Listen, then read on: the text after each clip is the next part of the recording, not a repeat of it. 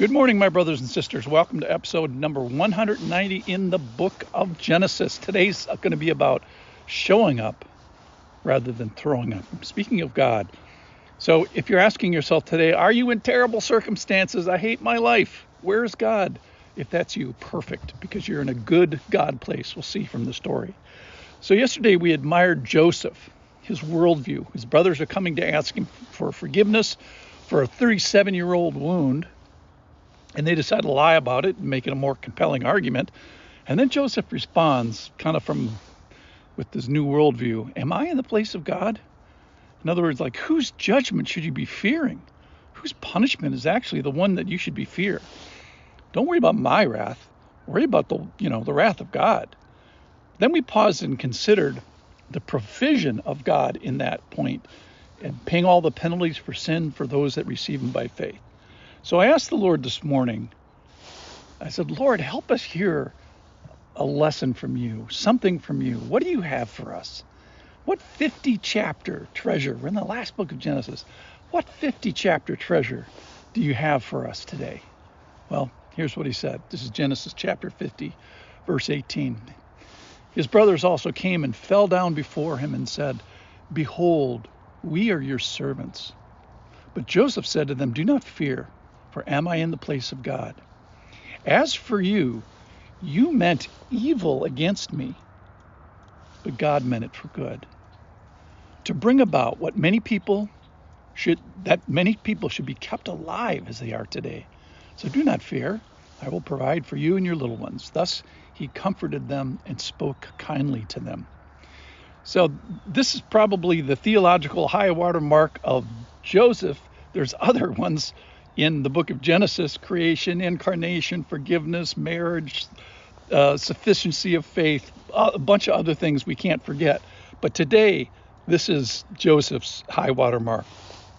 And that is, you meant evil against me, but I see now that God meant it for good. You sold me, but God sent me. So out of your design to specifically harm me, he crafted a rescue operation that saves Egypt, saves Israel, and saves the lives of you 11 knucklehead brothers. So their almost murder of Joseph literally saves their lives 20 years later. And then finally, we put on our big spiritual sunglasses, you preserve a heritage for the Savior of the world, Jesus. So here's the drill down for us. You mean to tell me that God can redeem the worst of situations? There's a God who leans into our real, actual events of this world in my life. We have a God that does not leave us alone. When? In our evil, and when we do evil against each other. Otherwise, what a world would be if it was only evil all the time. Dog eat dog, strong survive, war at all times. So I'm thinking of Adam and Eve in the garden, chapter 3. She takes the garden, eat. They realized they sinned. Their eyes were open. They knew that they were naked. They were naked and ashamed. And then verse 3:8. And they heard the sound of the Lord walking in the garden of the cool of the day. And the man and his wife hid themselves from the presence of the Lord among the trees of the garden. But the Lord called to the man and said to him, Where are you? Some of the most important 3 words of the Bible. Wait a minute, Mr. and Mrs. Adam. You mean to give God the stiff arm. Permanent rebellion is what they were after. And in one of the most important moments in spiritual history on this earth, God just could have kept on walking. He could have leaned out. He could have turned away. But the Lord walked close. He didn't turn away. He showed up in the most important evil act in all of history, Adam and Eve. Not to prevent it, but to redeem it. The Lord didn't lean out, the Lord leaned in. So there's an activity that we need to see in the book of Genesis, and that is that God leans in. He leans into evil, into humanity, into suffering, into sinfulness, into peril. And when does that stop? Never. It never stops. So this story is from a long time ago. Are you suffering today? That's what we all want to know. Are you sick? Are you oppressed? Are you in need? Or maybe you've wronged some people. Maybe you've stolen or sinned with your zipper.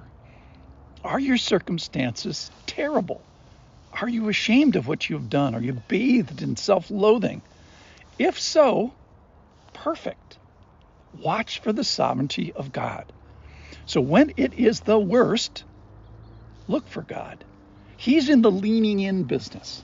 So he shows up rather than throws up. He could say, you're sinful, you're evil, I'm done with you, we're done. I cannot stand you in your sin. He ends up saying, I can't stand your sin, but I love you. So let's fix the sin problem.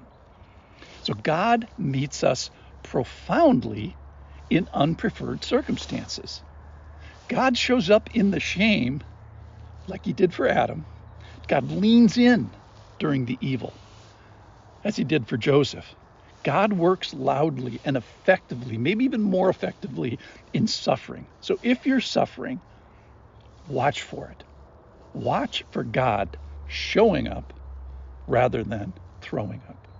Thanks for listening.